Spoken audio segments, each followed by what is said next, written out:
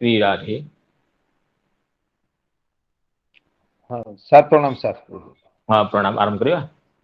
हाँ सर। हाँ। वंदेहं श्रीगुरो श्रीयुतपदकमलं श्रीगुरून् वैष्णवांश्च श्रीरूपं साग्रजातं सहगण रघुनाथान्वितं तं सजीवं साद्वैतं सावधूतं परिजनसहितं कृष्णचैतन्यदेवं श्रीराधाकृष्णपादान् सहगणललिता श्रीविशाखान्वितांश्च रक्ताम्भोरुहदर्पभञ्जनमः सौन्दर्यनेत्रद्वयम् मुक्ताहारविलम्बिहेममुकुटं रत्नोज्ज्वलत्कुण्डलम् वर्षामेघसमान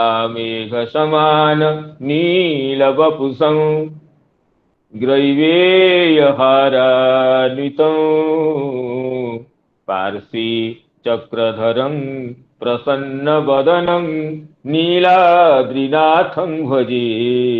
पार्श्वे चक्रधरं प्रसन्नवदनं नीलाद्रिनाथं भजे। आजानुलम्बितभुजो कनकावदातो सङ्कीर्तनैकपितरो कमलायताख्यो विश्वम्भरो द्विजवरो युगधर्मपालो वन्दे जगत्प्रियकरो करुणावतारो तमादिदेवं सुहितावतारं तमालवर्णं करुणानिधानम् अपार संसार समुद्र सेतुं भजामहे भागवत स्वरूपम्। स्वसुख निवृत चेता तद्विदस्तान्यभावोऽप्यजितरुचिरलीला कृष्णसारस्तदीयं व्यतनुत कृपया यस्तत्त्वदीपं पुराणं तमखिल हृदिनघ्नं व्याससूनुं नतोऽस्मि राधाकरावथितपल्लववल्लरीके राधापदङ्कविलसन् मधुरस्थलीके राधायसो मुखरमत्त खगावलिके राधा विहार विपिने रमतां मनोमि गोवर्धनो जयति शैल कुलाधिराजो यो गोपिकाभिरुदितो हरिदासवर्यः कृष्णेन शक्र मखभङ्गकृता समर्चितो यः सप्ताहमस्य करपद्मतलेऽप्यवासीत् जयति तरणिपुत्री धर्मराजस्वसाया कलयति मथुराया सख्यमतीति गङ्गाम् मुरहरदयिता तत्पादपद्मप्रसूतं वहति च मकरन्दं नीलपुरच्छलेन बृन्दावनावनिपते जय सोम सोम मौले सनन्दन सनातन नारदेड्य गोपेश्वर ब्रजविलासि युगान्धि पद्मे प्रीतिं प्रयच्छ नितरां निरुपाधिकां मे। नारायणं नमस्कृत्य नरं चैव नरोत्तमं देवीं सरस्वतीं व्यासं ततो जयमुदीरयेत्। मूकं करोति वाचालं पङ्गुं लङ्घयते गिरिं यत्कृपातमहं वन्दे परमानंद माधवं वृंदाई तुलसी देवी प्रियाई केशवस्य च कृष्ण भक्ति प्रदे देवी सत्यवती नमो नमः वाञ्छाकल्पतरुभ्यश्च कृपा सिन्धुभ्येव च पतितानां पावनेभ्यो वैष्णवेभ्यो नमो नमः पतितानां पावनेभ्यो वैष्णवेभ्यो नमो नमः। श्रीमद्भागवत कथा सत्र में समागत समस्त वैष्णव वृंद, गुरुजन वर्ग, मित्र मंडली सभी को पुनः पुनः प्रणाम। आप सभी की अनुकंपा से, परम करुणा से, प्रीतिपूर्ण प्रेरणा से हमें यह परम सौभाग्य मिला प्रातः श्रीमद्भागवत कथा मंदाकिनी में, कथा तरंगिणी में, कथा स्रोतस्विनी में अवगाहन करने का। अतः कार्तज्ञ विज्ञापन पूर्वक अभिवादन निवेदन करता हूँ। जैसे प्रथम स्कंध के द्वितीय अध्याय का यो प्रसंग जिस पर गत दिवस विश्रांति हुई थी, वहां से आगे कथा रसास्वादन के लिए अनुमति चाहता हूँ। तो शौनकादि मुनियों के प्रश्न पर श्री सुत महर्षि समस्त शास्त्रों के सारभूत जो प्राणी मात्र के ऐकांतिक श्रेय अर्थात जिससे अवश्य श्रेय मंगल होता है, उसी की चर्चा करते हुए ये कहे थे कि सभी पुंसां परो धर्मो यतो भक्ति ही अधोख्यजे।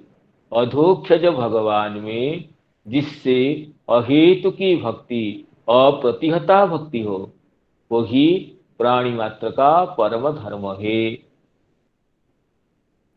और वही अहेतु की भक्ति जब भगवान में की जाती है तो स्वतः अवश्य ही ज्ञान और वैराग्य की प्राप्ति होती है। यहाँ ज्ञान पद से भगवत गुण रूपानुभव रूप ज्ञान गृहीत है और वैराग्य पद से भगवत इतर विषयों में वैमुख्य, ये दोनों गृहीत है। और आगे ये चर्चा चल रही थी कि धर्म स्वनुष्ठित पुंसाम विश्वक्सेन कथा शूयः नोत्पादयेद यदि रतिम श्रमैव ही केवलम। अगर स्वधर्म का, वर्णाश्रम धर्म का, किसी भी धर्म का अगर शोभन अनुष्ठान किया गया लेकिन उससे भगवत कथा में रति उत्पन्न न हुई तो वह धर्म तो श्रम ही है। अर्थात धर्म का फल वही है कि भगवत कथा में रति उत्पन्न। तो भगवत कथा में उत्पन्न रति को देख करके धर्म का सुष्ठु अनुष्ठान हुआ है, ये हम समझ सकते हैं। कार्य से कारण का अनुमान होता है। अगर हरि कथा में प्रीति है, हरि कथा में हृदय पुलकित होता है, हृदय पुलकित होता है, शरीर रोमांचित होता है, हरि कथा में आनंद की, रस की उपलब्धि होती है, तो यह समझना चाहिए कि अपना जो धर्म हम ठीक से पालन किए हैं, कर्तव्य का पालन किए हैं, नहीं तो समस्त धर्म व्यर्थ है। धर्म के लिए श्रम तो श्रम ही हो गया, श्रम का फल श्रम होता है। जैसे कोई तुष का अवघात करता है, इसको उड़िया में भूसी कहते हैं या भूसा कहते हैं, उसी को कितना भी कोई अवघात करे तो उससे तो कोई तंडुल निकलेगा नहीं, तो उसका उस श्रम का फल श्रम ही होता है। इसी तरह धर्म का यथारीति अनुष्ठान होने पर भी अगर उससे हरि कथा में प्रीति उत्पन्न नहीं होती है तो वह धर्म तो श्रम है। इसी चर्चा पर हमें श्री विश्वनाथ चक्रवर्ती पाद की इस श्लोक का कुछ अवशिष्ट अंश रहा था, उसकी चर्चा करते हैं। तो उसमें श्री चक्रवर्ती पाद यही कहे थे कि यहाँ यदि शब्द जो है वह तो असंदेह अर्थ में था, अर्थात वो और कोई भी धर्म भगवत कथा में रति उत्पन्न नहीं कराती है। यदि इति ये तो निश्चित निश्चय अर्थ में यदि शब्द का प्रयोग बताए थे और कहे थे ननु अस्ति तत्रापि कामितम स्वर्गादि फलम इति आकांक्षा निराकरणार्थम एव कार्य। अगर जो प्रवृत्ति लक्षण धर्म का कल दो भेद बताए थे, प्रवृत्ति लक्षण धर्म और निवृत्ति लक्षण धर्म। प्रवृत्ति लक्षण धर्म का फल स्वर्ग आदि है और निवृत्ति लक्षण धर्म का फल चित्त शुद्धि पूर्वक ज्ञानोत्पत्ति है। लेकिन ये निष्पत्ति हुई थी कि ये भगवत कथा के रति के बिना, भगवत भक्ति के बिना वह धर्म वो दोनों फल देने के लिए असमर्थ रहता है। अतः धर्म स्व वैफल्य निवारण के लिए, धर्म स्व साफल्य के लिए भगवत कथा में रति उत्पन्न कराता है। भगवत कथा में प्रीति उत्पन्न कराकर धर्म अपना फल का साफल्य, अपने जो विधान का साफल्य चाहता है। अतः कहते हैं जैसे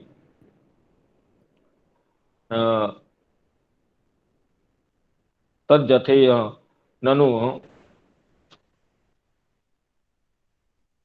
नन्वस्ति तत्रापि कामितम स्वर्गादि फलम इति आकांक्षा निराकरणार्थम एव कारण। स्वर्गादि फल क्षयिष्णु होने से, स्वर्गादि क्षयिष्णुत्वात् तस्य फलत्वमेव न संभवति इति भाव। श्रम एव ही केवलम, जो ही शब्द दिए हैं वो ही शब्द से ये स्वर्गादि फलों का क्षयिष्णु होने से उसका फलत्व का ही निराकरण किया गया। यद्यपि श्रुति में अक्षज्यं भवि चातुर्मास्य यादिन सुकृतं भवति इत्यादि वचन है, लेकिन वह वचन तो परवर्ती युक्ति संगत वचनों से तज्जथेह कर्मचितो लोकः क्षीयते एवं एव अमूत्र पुण्यचितः लोकः क्षीयते। तो कर्मचित, कर्म से प्राप्त और पुण्य से प्राप्त जो लोक की परलौकिक सुख की परलौकिक ऐश्वर्य की क्षयिष्णुता बताई गई। अतः ही शब्द वो निश्चयात्मक प्रतीति के लिए श्रम एव ही, अवश्य ही श्रम है। अगर धर्म से, प्रवृत्ति लक्षण धर्म से स्वर्ग की प्राप्ति। आज्ञा टिके प्रश्न करिबी कि जे आपनकर ए जो निष्काम कर्म संपादन द्वारा अंतःकरण शुद्ध हेले ज्ञान पई योग्यता आसे, किंतु एटा किपरि भक्ति रे पर्यवसित हुए सेटा काइंडली एक्सप्लेन कर दियन टिके। अवश्य अवश्य, बहुत अच्छा प्रश्न किए हैं। ये गयाधर जी को अभिनंदन, ऐसे प्रश्न करके ये सभी के जो जिज्ञासा है उसको जागृत कराते हैं। तो इसे कहते हैं कि वो धर्म, कोई भी साधन भक्ति के बिना अपना फल देने में समर्थ नहीं है, क्योंकि कर्मों के फलदाता तो भगवान है। कर्म तो जड़ है, कर्म का जो फल है उसको देने के लिए भगवान ही कर्म के फलदाता है। और किसी के किसी भी कर्म के साथ भगवत भक्ति का संयोग नहीं होता है तो वह कर्म, चाहे धर्म हो, चाहे श्रम दम तपस्या तितिक्षा उपरति इत्यादि जो भी धर्म हो, वर्ण का धर्म हो, आश्रम का धर्म हो, चाहे प्रवृत्ति लक्षण धर्म हो, चाहे निवृत्ति लक्षण धर्म हो, कोई भी धर्म भगवत अनुग्रह के बिना, भगवत भक्ति के साहचर्य के बिना, भगवत करुणा के बिना, भगवत अनुकंपा के बिना अपने फल देने में समर्थ नहीं होता है। इसलिए जो धर्म का अगर सुष्ठु अनुष्ठान किया जाता है तो धर्म अपने फल देने के लिए, ये नहीं कि भक्ति का फल देने के लिए, ये समझना चाहिए। धर्म अपना फल देने के लिए, धर्म का फल क्या है ना, धर्म का फल है प्रवृत्ति लक्षण धर्म का फल है स्वर्गादि लाभ, और निवृत्ति लक्षण धर्म का फल है ये चित्त शुद्धि द्वारा ज्ञान की उत्पत्ति, अंतःकरण की शुद्धि के द्वारा ज्ञान की उत्पत्ति। दोनों फल देने के लिए धर्म ये भक्ति की उत्पत्ति कराते हैं। जैसे उदाहरण दिए थे कि ये कोई कृषक, अच्छा कृषक खेती जो करता है, वो अपनी खेती का मूल्य प्राप्त करने के लिए वो चाहता है कि राजा मुझ पर प्रसन्न हो, जिससे मुझे मेरी कृषि का, मेरे जो कृषिजात द्रव्य है उसका यथेष्ट मूल्य मिल सके। क्योंकि राजा की प्रसन्नता के बिना उसको कैसे फल मिलेगा उसका? वो राजा को अर्पण करके वो जो कृषि का वो यथा विधि यथेष्ट मूल्य चाहता है। तो एक जैसे कृषक या कोई व्यापारी जो कि राजा का भृत्य है, वो राजा को अपने वस्तु का समर्पण करके उसका पारिश्रमिक या मूल्य जो भी चाहता है। तो इसलिए वो चाहता है कि राजा में प्रीति हो। लेकिन प्रीति किस लिए चाहता है? वो कृषि का फल प्राप्ति के लिए, न कि उसका कोई निरहेतुक निरुपाधिक कोई प्रीति राजा में। अपने साधन की फल प्राप्ति के लिए वो राजा की प्रीति चाहता है। तो इसी तरह धर्म भी अपना फल को देने के लिए, अपने अपने को सफल बनाने के लिए वो भगवत प्रीति का उत्पन्न कराते हैं। तो लेकिन ये प्रीति क्या हुई ना, ये सोपाधिक प्रीति हुई, एक हेतु रह गया।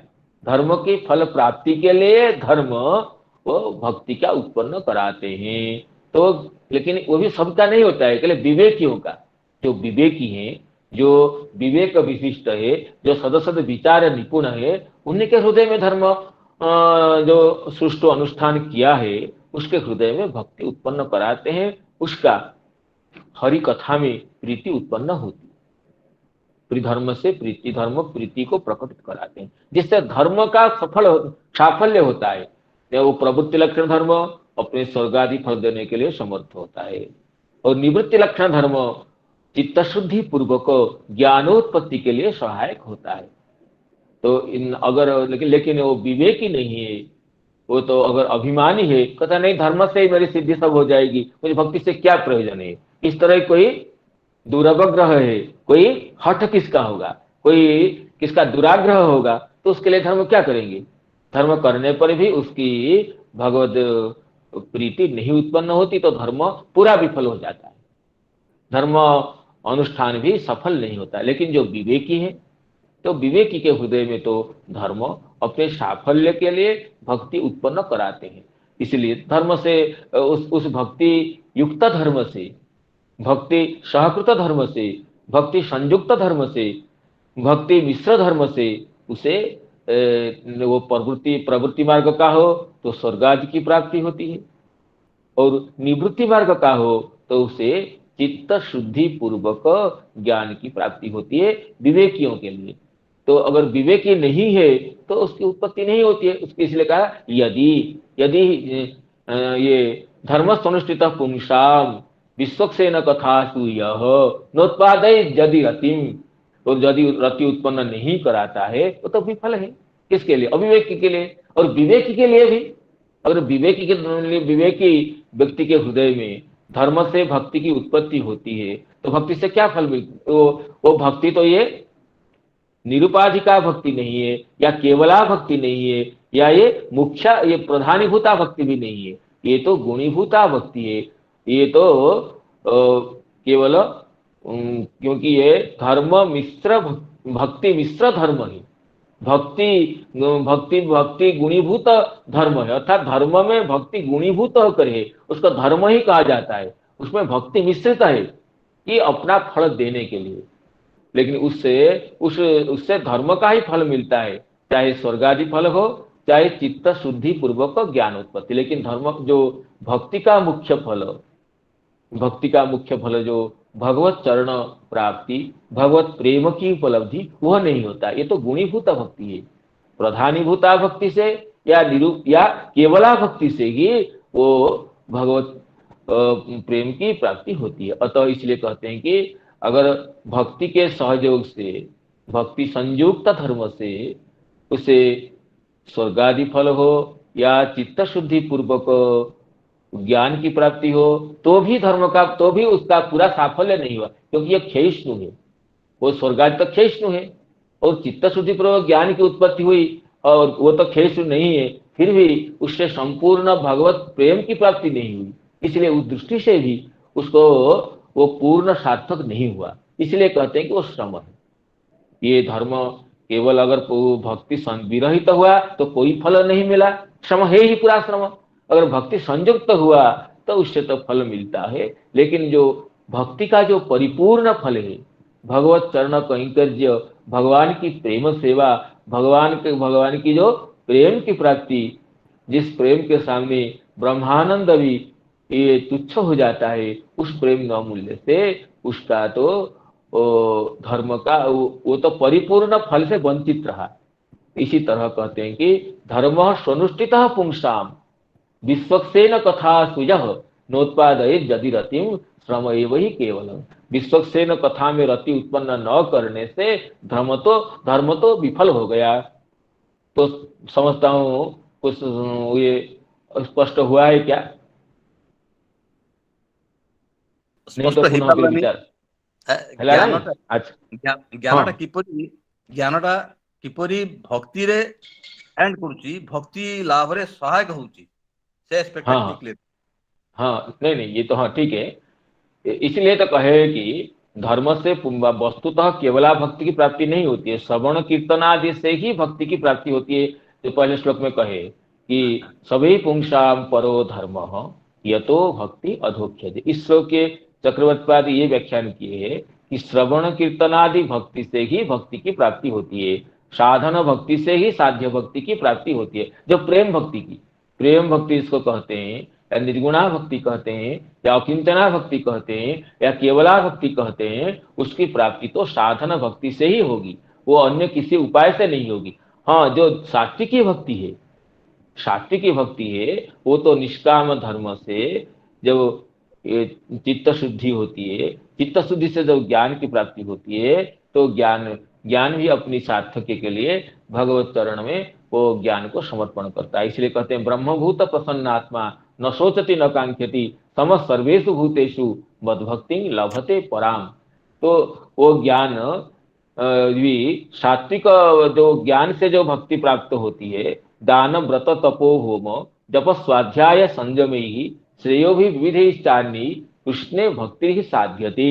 उद्धव जी जो एक गोपिका को वचन कहे कि अन्य उपाय से भक्ति की प्राप्ति होती है, दान से, व्रत से, यज्ञ से, तप से, होम से। लेकिन यहाँ कहते हैं कि ये जो भक्ति की प्राप्ति होती है, ये तो सात्विकी भक्ति होती है, जो कि ज्ञानांग भूत है, ज्ञान का अंग भूत है। तो इसलिए जो आपका प्रश्न है कि ज्ञान भक्ति में कैसे पर्यवसित होती है, होता है, ये तो ज्ञान से तो भक्ति की प्राप्ति नहीं होती है, साधन भक्ति से ही प्रेम भक्ति की प्राप्ति होती है। हाँ, ज्ञान से सात्विकी भक्ति की प्राप्ति होती है। धर्म से जब चित्त की शुद्धि हो जाती है, चित्त शुद्धि से ज्ञान की प्राप्ति होती है। ज्ञान, उस ज्ञान से जो अपवर्ग के लिए, मुक्ति के लिए जो साधक चलता है, तो वो मुक्ति के प्राप्ति के लिए वो सात्विकी भक्ति, जो कहते हैं कि ये मुक्ति साधन मोक्ष साधन सामग्र्याम भक्तिरेव गरीयसी, उसमें सात्विकी भक्ति, वो कर्तव्य निर्वाहिका भक्ति, सात्विकी भक्ति की प्राप्ति होती है। इसलिए जो निर्गुणा भक्ति, जिसको कहते हैं कपिल देव जी, मद्गुण श्रुति मात्रेण मयि सर्व गुहाशये मनोगति रविच्छिन्ना यथा गंगाम्भसो अम्बुधु।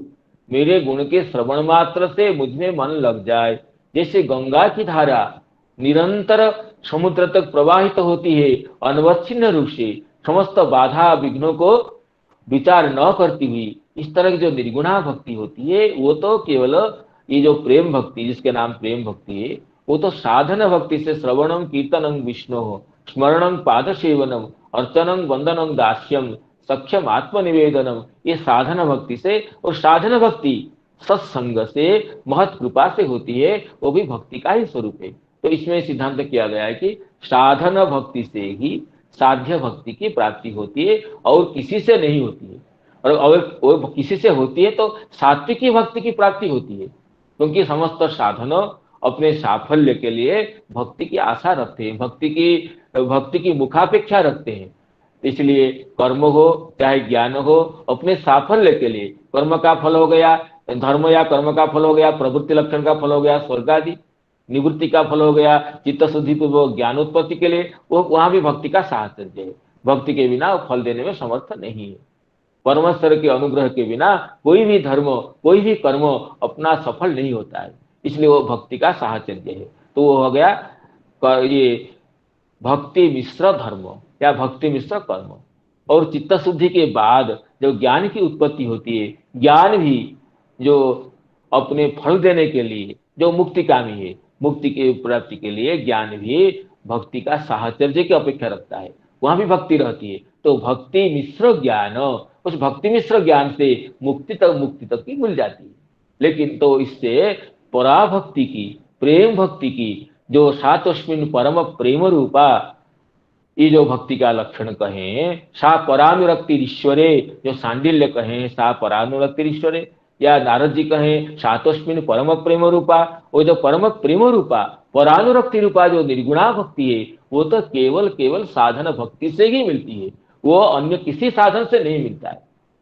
इसीलिए ये कहें कि केवल तो निर्गुणा भक्ति की प्राप्ति साधन भक्ति से होती है। हाँ क्लियर है। हाँ ठीक है, धन्यवाद। हाँ जय हो।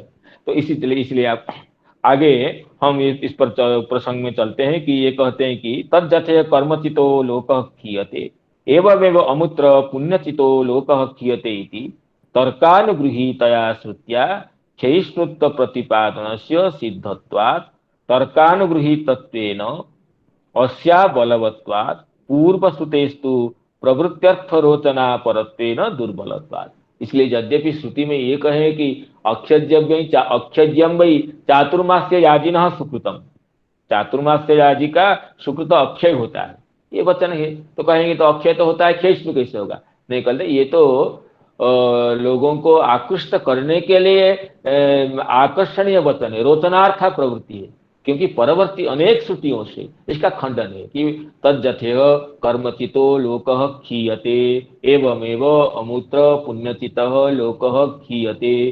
कर्म से प्राप्त लोक क्षयशील होता है, पुण्य से प्राप्त लोक भी क्षयशील होता है। ये सब अनित्य है।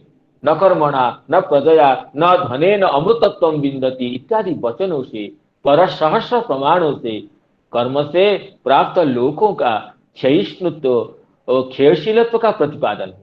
और ये जो एक आध वचन है अक्षज्यम वै चातुर्मास्य याजिनः सुकृतम, ये तो गौणार्थक है। ये उसी में आकर्षण करने के लिए किसी सकामी व्यक्ति को ये चातुर्मास्य याजी का फल अक्षय कहा गया। लेकिन वस्तुतः ये श्रुति तो तर्कानुगृहीत अन्यान्य प्रमाणों से खंडित है। अतः उस पर ध्यान न दे करके भगवान के श्रवण कीर्तन आदि भक्ति में ही प्रवृत्त होना चाहिए। अतः धर्मस्वनुष्ठितः पुंसाम विश्वक्सेन कथा सुयः नोत्पादयेद् यदि रतिं श्रम एव हि केवलम्, नोत्पादयेद् यदि रतिं श्रम एव हि केवलम्। इस श्लोक की चर्चा के बाद आगे का जो दिव्य पद्य है उसका आस्वादन करने के लिए प्रवृत्त होते हैं।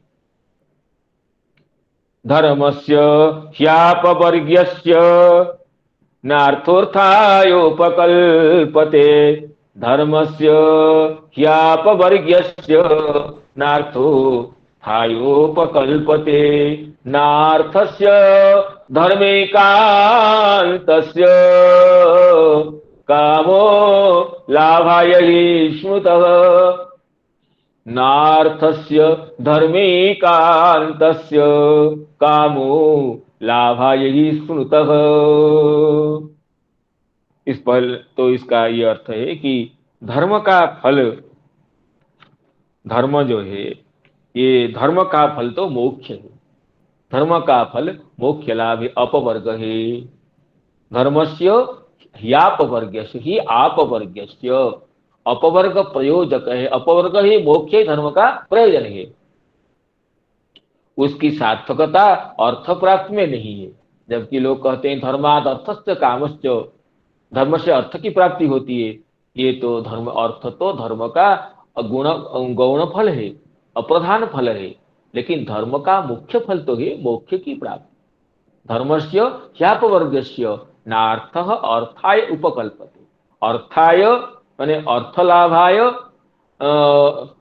ये अर्थ धर्मस्य ह्यापवर्गस्य नार्थः माने अर्थ, अर्थाय माने प्रयोजनत्वाय न उपकल्पते योग्य न भवति। धर्म का फल, धर्म का प्रयोजन, अर्थलाभ कभी नहीं हो सकता है। धर्म का फल तो, मुख्य फल तो मोक्ष ही है।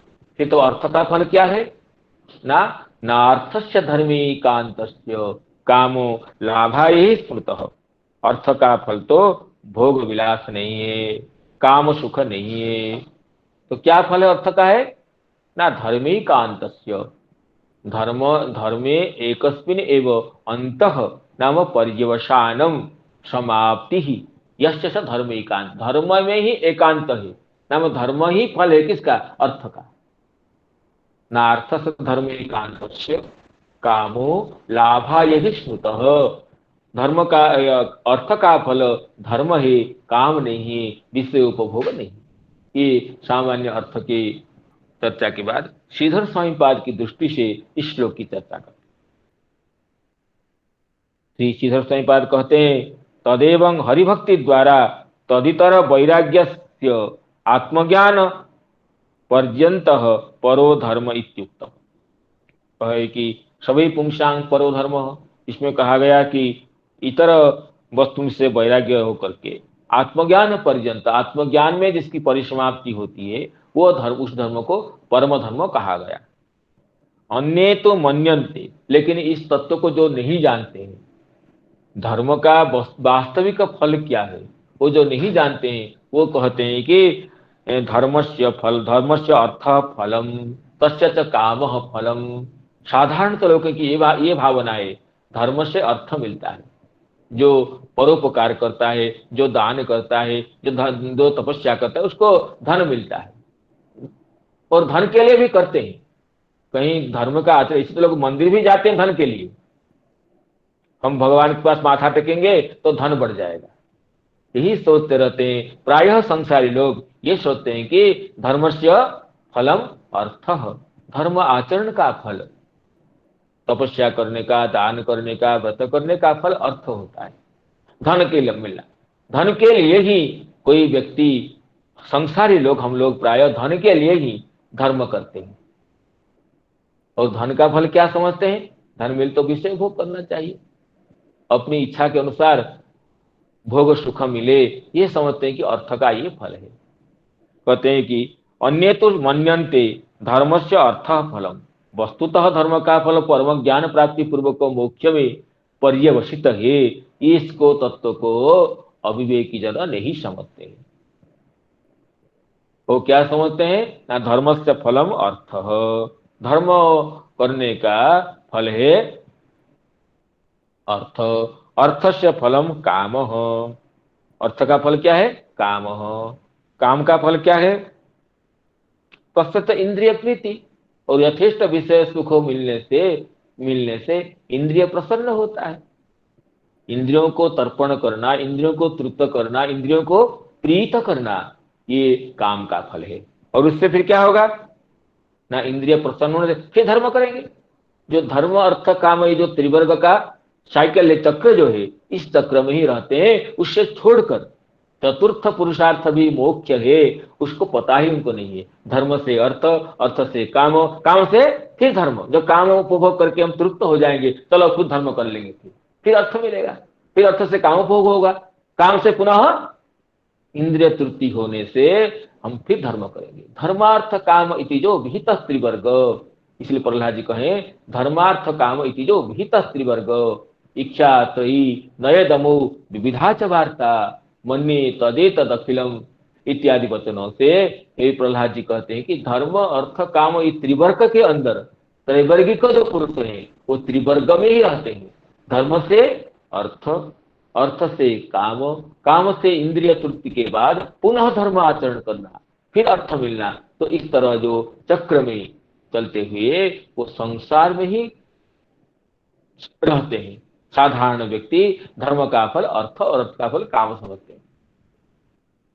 तो उनके भ्रम को निवारण करने के लिए ये श्लोक पर्याप्त है। ये कहते हैं कि यथा, तो इसमें धर्म से अर्थ और अर्थ से काम, काम से इंद्रिय तृप्ति होने से पुनः धर्म, इसमें इनका वचन भी देखिए, धर्मादर्थस्य कामस्य स किमर्थं न सेव्यते।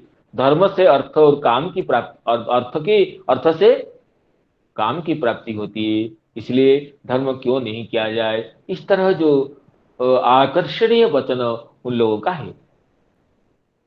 तत् निराकरोति धर्म स्थिति द्वाभ्याम, अभी 2 श्लोकों से उस अविवेकी पुरुषों की जो प्रतीति है, उनका जो सिद्धांत है, उनका उनके जो भ्रांत धारणा है, उसको निराकरण करते हैं यहाँ 2 श्लोकों से। कहते हैं कि आपवर्ग्यस्य, अपवर्ग का अर्थ है मोक्ष, अपवृज्यते येन सह अपवर्ग, जिससे अपवृज्यते नाम पृथक क्रियते, जिससे पृथककरण हो जाए संसार से, बंधन से, अविद्या से, कामनाओं से, जिससे पृथककरण हो जाए, जो आसक्ति से हट जाए, वह अपवर्ग है। अपवृज्यते नाम पृथक क्रियते येन सह अपवर्ग, जो पृथककरण का साधन है। आसक्ति से धर्म, संसार में, संसार से जो हम मिलकर रहे हैं, हमारी जो बुद्धि मन सब संसार के साथ संयुक्त है, जिसको हम अटैचमेंट कहते हैं, अर्थात संयुक्त, उससे तो उस अटैचमेंट का, जो आसक्ति का, संयोग का, जिससे पृथककरण हो जाए, वो जो संयोग, अविद्या से, संसार से जो संयोग बना हुआ है, उस संयोग जिससे छूट जाए, उसका नाम है अपवर्ग। अपवृज्यते नाम पृथक क्रियते येन सह अपवर्ग, जिससे पृथककरण हो जाए। वो क्या है ना, मोक्ष है। मोक्ष वही स्थिति है जिससे संसार से जो हमारा जो नित्य संबंध है, संसार के साथ हमारा जो आसक्ति है, संसार से जो हमारा एक ही भाव है, संसार से जो हमारा तादात्म्य है, वो तादात्म्य हट जाता है, संसार अलग हो जाता है और जीवात्मा अलग हो जाता है, तो वो है अपवर्ग। तो कहते हैं आप धर्म क्या है ना, धर्म है आपवर्गीय, अर्थात अपवर्ग ही धर्म का प्रयोजन है। अपवर्ग प्रयोजनम यस्य स अपवर्ग्य, अपवर्ग ही माने मोक्ष ही धर्म का प्रयोजन है। अर्थ कथम भी धर्म का प्रयोजन नहीं है। कहते हैं धर्मस्य आपवर्ग्यस्य उक्त न्यायेन अपवर्ग पर्यंत, उक्त न्याय माने बता दिए, धर्म से इतर वस्तु से वैराग्य होगा, उससे चित्त शुद्धि होगी, चित्त शुद्धि होने से ज्ञान की प्राप्ति होगी, ज्ञान की प्राप्ति होने से मोक्ष लाभ होगा। ये तो हो गया वर्णाश्रम धर्म का। और जो परम धर्म है वो तो भगवत भक्ति प्रापक है ही। तो इसलिए धर्म का फल क्या है, वो अपवर्ग है।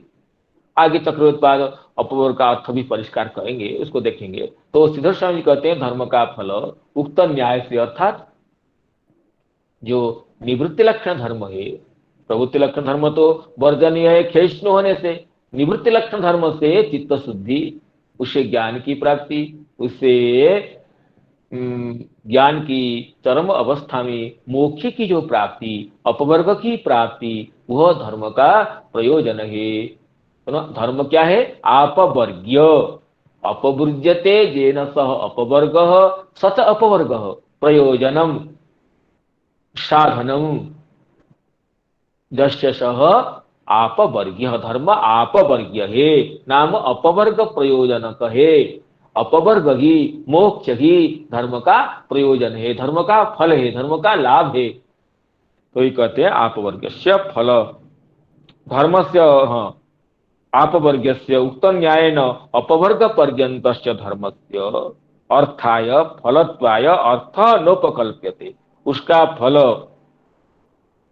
अर्थ नोपकल्प, अर्थ અને अर्थ लाभ, धन लाभ, अर्थाय फलत्वाय, वो अर्थ उसका फल नहीं हो सकता है।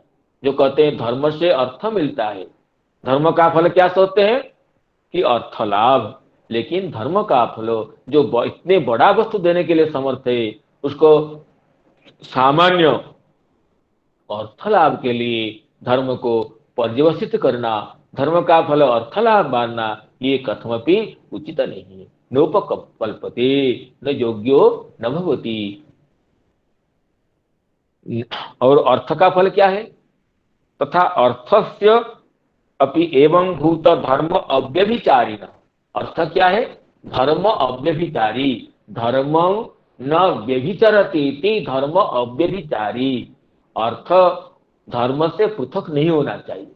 अगर अर्थ मिला है हमें भगवत अनुकंपा से, गुरुजनों की करुणा से, गुरुजनों के आशीर्वाद से अर्थ मिला है, तो अर्थ सर्वदा धर्म से संयुक्त होना चाहिए, धर्म के लिए ही विनियुक्त होना चाहिए। इसी में ही अर्थ का साफल्य है। अर्थस्य नार्थस्य धर्मेकांतस्य, धर्म ही धर्मे धर्मेकांत, धर्मे ही धर्मे एकस्मिन् अंतः नाम पर्यवसानम परिसमाप्ति ही यस्य स धर्मेकांत, धर्म में ही एकांत है। एकांत का तो अनेक अर्थ है। एकांत का एक अर्थ है तीव्रता, एकांत और एकांत का अर्थ है कि निर्जन, और एकांत का एक अर्थ है अवयव। लेकिन यहाँ जो एकांत शब्द है इसका अर्थ है कि फल या कार्य। तो अर्थ का एकांत क्या है ना, अर्थ का फल, अर्थ का कार्य धर्म ही है। अर्थ का जो पर्यवसान सिद्धि धर्म में है। तो कहते हैं अर्थस्य धर्माव्यभिचारिणः, धर्म से अर्थ को पृथक नहीं करना चाहिए। अर्थ है तो उसको धर्म में ही लगाना चाहिए, न कि विषय भोग में। इसलिए नार्थस्य धर्मेकांतस्य, धर्मे एकस्मिनेव अंतः पर्यवसानं यस्य सह धर्मेकांतः तादृशस्य अर्थस्य क्या है ना, कामो लाभा ही श्रुत। उस अर्थ का फल काम अर्थात विषय उपभोग नहीं हो सकता है।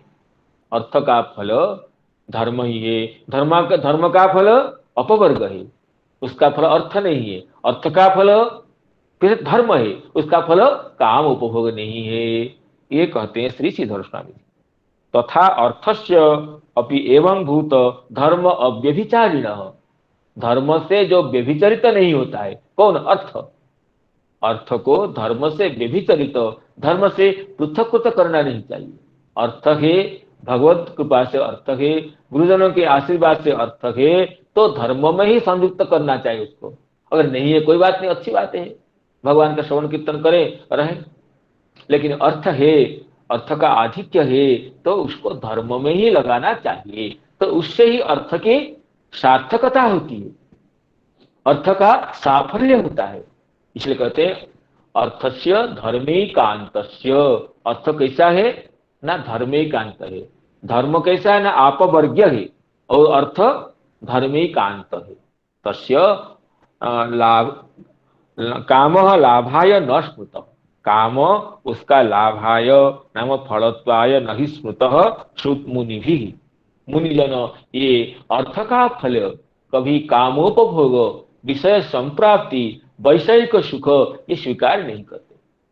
भले ही संसारी लोग, अविवेकी वृंद, जो कि मूढ़ जन, वो अर्थ का फल काम समझे, जो भी अर्थ मिलता है हम उसको अपने विषय उपभोग में लगा दें, न किसी को देंगे, न धर्माचरण करेंगे, न त्याग में लगाएंगे।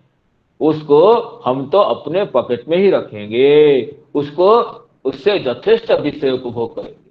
चाहे हम मर जाएं उसको न, अलग बात है, तो हम भी उपभोग नहीं कर सके, लेकिन हम किसी को नहीं देंगे, उसको तो हम रखेंगे, उससे विषय का उपभोग करेंगे। ये जो धारणा है ये तो अविवेकियों का है।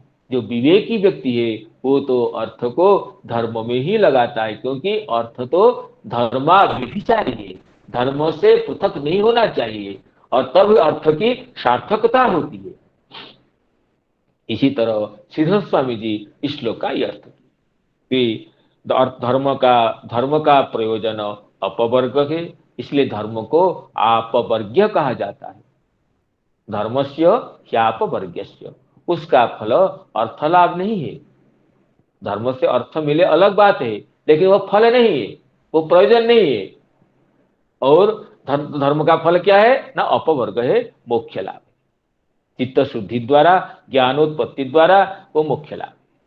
और ये अर्थ का फल क्या है ना, अर्थ का फल तो धर्म है, कामोपभोग नहीं है, विषय सुख प्राप्ति नहीं है, अर्थ का फल तो धर्म है। तो इसी तरह ये श्लोक की श्रीधर स्वामी जी की चर्चा के बाद आगे श्री चक्रवर्ती पाद की सारार्थ दर्शनी टीका के आधार पर इसकी चर्चा करते हैं।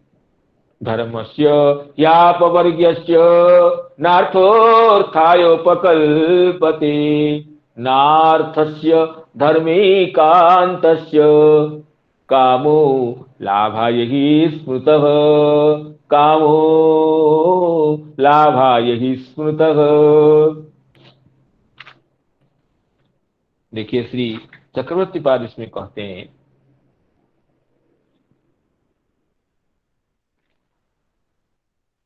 किंच अत्र लोके चतुर्विधा जनाः कर्मिणः ज्ञानिनः योगिनः भक्ताश्च।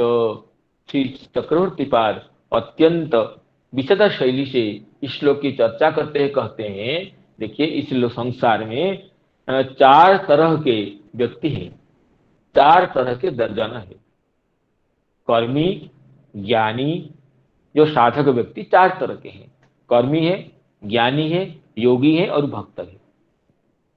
कर्मिणः योगिनः, कर्मिणः ज्ञानिनः योगिनः भक्ताश्च, जो सबका कर्म करने वाले हैं, चाहे सकाम कर्म हो या निष्काम कर्म हो, और ज्ञानी और योगी अष्टांग योग में निरत और भक्त। तत्र धर्मादर्थश्च कामश्च स किमर्थं न सेव्यते इति दृष्ट्या धर्मस्य अर्थ फलम अर्थस्य कामः कामस्य इंद्रिय प्रीति इंद्रिय प्रीतो सत्य तत्सत्यां तदर्थं पुनरपि धर्मादि परंपरा यथा कर्मिणां न तथा उत्तरेषां त्रयाणाम इत्याह। कहते जो कर्मी जन होते हैं वो तो त्रिवर्ग को ही स्वीकार करते हैं। किस किस को? ना धर्म को, अर्थ को, काम को। उनकी दृष्टि में अपवर्ग नाम का कोई पदार्थ की स्थिति ही नहीं है। धर्म, अर्थ, काम, उनको उनका त्रिवर्ग ही उनके दृष्टि है। इसलिए उनको त्रैवर्गिक क्या कहा जाता है? त्रैवर्गिकाश्च ये पुरुषा विमुखा हरिमेधस, एकादश स्कंद का वचन है। उनको त्रैवर्गिक ही कहते हैं। वो त्रिवर्ग को ही साध्य मानते हैं, त्रिवर्ग को ही लक्ष्यभूत मानते हैं, और त्रिवर्ग की सिद्धि के लिए ही उनका संपूर्ण जीवन व्यतीत होता है। किनका? ये कहते हैं कर्मियों का।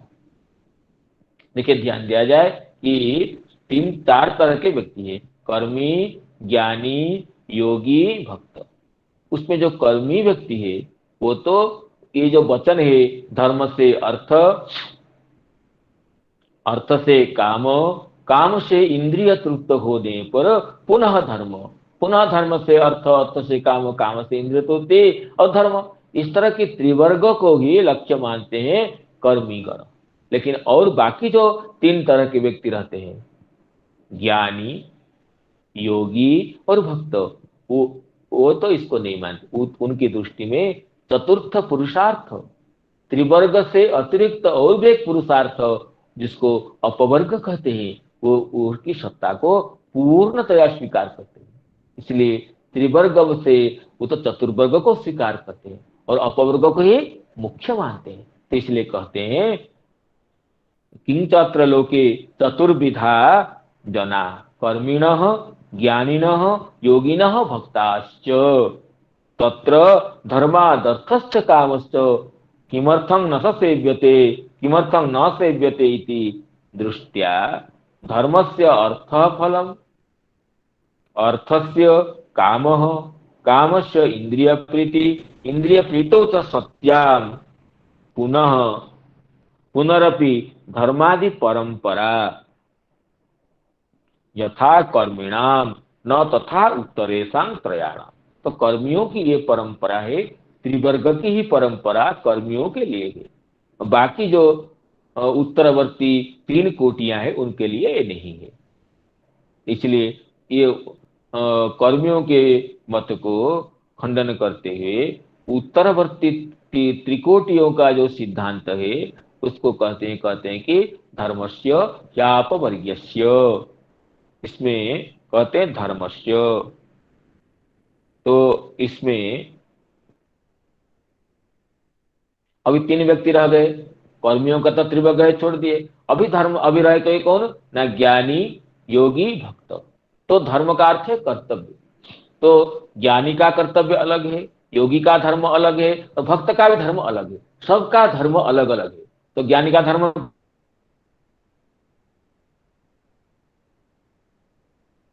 क्या है ना समदमादि, सम दम तितिक्षा उपरति इत्यादि, ये ज्ञानी का धर्म है, ज्ञानी का विधेय है, ज्ञानी का कर्तव्य है। जो आत्मा परमात्मा की अभिलाषा रखता है उसके धर्म क्या है। तो तत्वोत्पाद धर्म शब्द की अपूर्व व्याख्या करते हैं। धर्म शब्द के लिए अलग अलग होता है।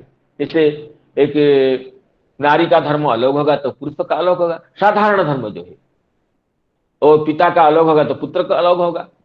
इस तरह यहाँ जो ज्ञानी का धर्म क्या है ना सम दम अर्थात बाह्येन्द्रिय संयम, मन संयम और सम दम तप शौच इंद्रिय निग्रह इत्यादि, ये ज्ञानी का धर्म है। और योगी का धर्म क्या है ना, योगी का धर्म है ये यम नियम आदि, यम नियम आसन प्राणायाम प्रत्याहार धारणा ध्यान समाधि, जो अष्टांग योग है योगी का धर्म है, अर्थात परम कर्तव्य है, परम विधेय है, योगी का धर्म होगा। और भक्त का धर्म क्या है ना श्रवण कीर्तनादेश अर्थ। तो धर्म भी तीन तरह का हो गया। अब चार कोटियों से कर्मियों को बात दे दी, क्योंकि उनके लिए तो अपवर्ग जरूरत ही नहीं है, वो तो त्रिवर्ग की परंपरा में रहना चाहते हैं। लेकिन बाकी जो योगी ज्ञानी भक्त रहे उनकी दृष्टि से धर्म का फल क्या है, अपवर्ग है। तो धर्म क्या हुआ ना, ज्ञानियों का धर्म हुआ सम दम इत्यादि, योगियों का धर्म हुआ यम नियम आसन प्राणायाम इत्यादि, और भक्तों का धर्म हुआ श्रवण कीर्तन स्मरण आदि। तो उसका फल क्या है ना अपवर्ग। तो धर्मस्य समदमादि यम नियम आदि श्रवण कीर्तन आदेश्च अर्थ सर्वथा भवन्नपि अर्थाय फलत्वाय न कल्पते तम अनुसंधाय तत्तद अप्रवृत्ते यतः आपवर्गेश, धर्म का फल अर्थ नहीं हो सकता है।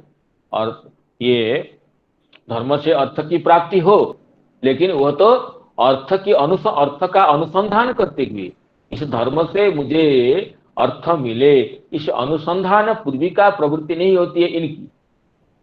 चाहे स्वतः अर्थ की प्राप्ति हो, धन की प्राप्ति हो, अलग बात है, लेकिन ये जो धर्म का फल अर्थात ज्ञानियों का धर्म समदम आदि, योगियों का धर्म यम नियम आसन प्राणायाम आदि, और भक्त का धर्म जो श्रवण कीर्तन आदि, उसका फल अर्थ नहीं है, क्योंकि अर्थ का अनुसंधान करते हुए अर्थ की प्राप्ति की लालसा से ये नहीं करते हैं, ये तो अपवर्ग के लिए ही करते हैं।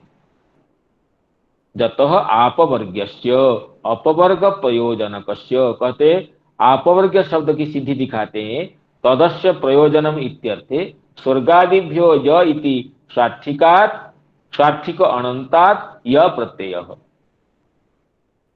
पहले अपवर्ग से स्वार्थ में अण प्रत्यय होता है, अपवर्ग एवं आपवर्ग, आपवर्ग प्रयोजनम यस्य सह आपवर्ग्य, कहते हैं स्वार्थ में पहले उसी अर्थ में अपवर्ग ही आपवर्ग है। और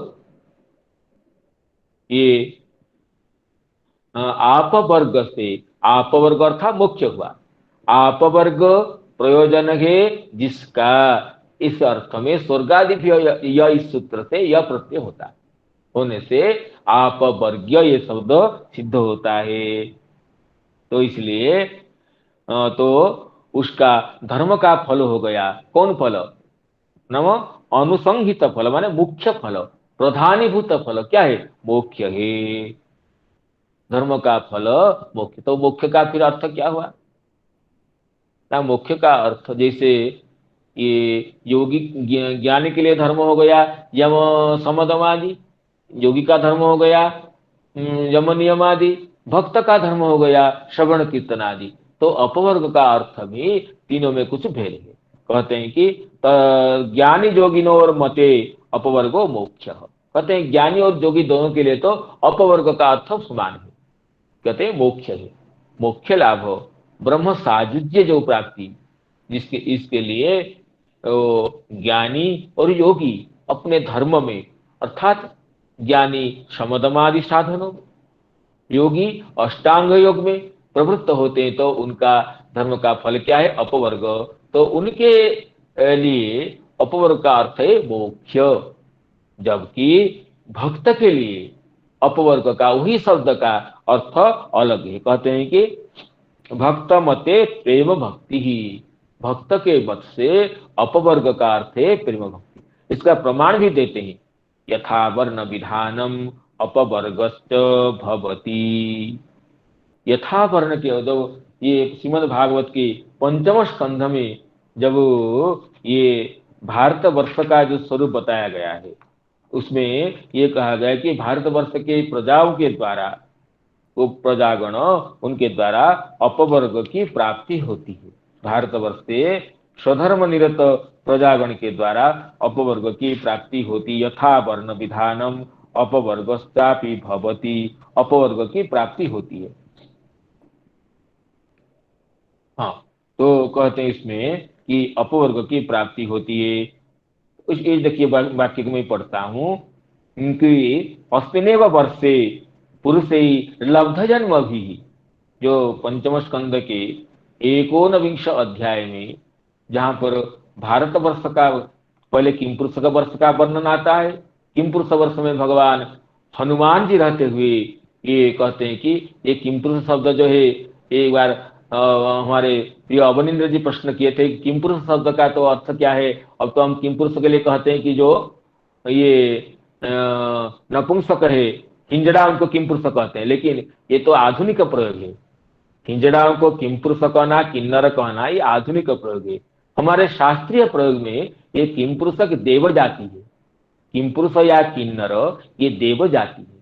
उनके किसी के मुख में या किसी के ये में उरु में अश्व का सादृश्य होने से उनको किम पुरुष कहा गया है, लेकिन ये देवजाति विशेष है, तो नपुंसक नहीं है। हमारे आधुनिक अभी समाज में हिंजड़ाओं के लिए किम पुरुष शब्द का प्रयोग हो गया है, जिससे हम भ्रम हो जाता है। तो अब हमारे प्रिय अवनीन्द्र जी ये प्रश्न किए थे किम पुरुष का अर्थ क्या है। ये तो शास्त्रीय शब्द हिंजड़ाओं के लिए किम पुरुष नहीं है।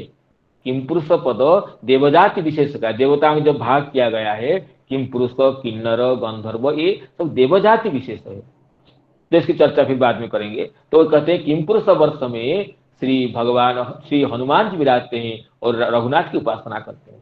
और आगे उसी अध्याय में पंचम स्कंद के ये एकोनविंश अध्याय में भारतवर्ष की वर्णना करते हैं। कहते भारतवर्ष ही ये कर्म क्षेत्र है और उस कर्म क्षेत्र में अस्मिनेव वर्षे पुरुषे ही लब्ध जन्म भी शुक्ल लोहित कृष्ण वर्णेन स्वारब्धेन कर्मणा दिव्य मानुष नारक गतयः बह्यः आत्मनः आनुपूर्वेण सर्वाहेव सर्वेषां विधीयन्ते यथा वर्ण विधानम अपवर्गश्चापि भवति।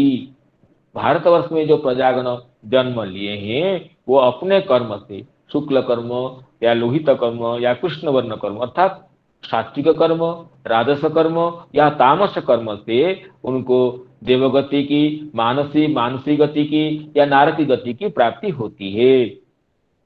और यथावर्ण विधानम अपवर्गश्चापि भवति, अपवर्ग की भी प्राप्ति होती है। ये कहने के बाद अपवर्ग शब्द का क्या अर्थ है खुद सुखदेव जी वहां स्पष्ट करते हैं। योषो भगवती सर्वभूतात्मनि अनात्मे अनिरुक्ते अनिलयने परमात्मनि वासुदेवे अनन्य निमित्त भक्ति योग लक्षणः नानागति निमित्ता विद्या ग्रंथिरंधन द्वारेण यदा हि महापुरुष पुरुष प्रसंगः यदा हि महापुरुष पुरुष प्रसंगः अपवर्ग का जो कहे यथावर्ण विधान अपवर्गश्चापि भवति। योसौ वो अपवर्ग क्या है ना, भगवती परम वासुदेवे अनन्य निमित्त भक्ति योग लक्षण। अपवर्ग का स्वरूप क्या दिए ना, भक्ति योग लक्षण। भक्ति योग लक्षणम यस्य सह, भगवान में भक्ति योग होना ही अपवर्ग है। ये तो भक्त की दृष्टि से, एक प्रेमी भक्त की दृष्टि से अपवर्ग क्या होता है उसका लक्षण यहाँ बताया गया है।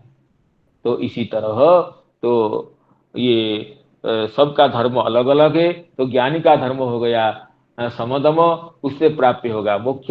योग का धर्म हो गया यम नियम आदि, उससे यम नियम आसन प्राणायाम आदि, उससे प्राप्य हो गया अपवर्ग मोक्ष।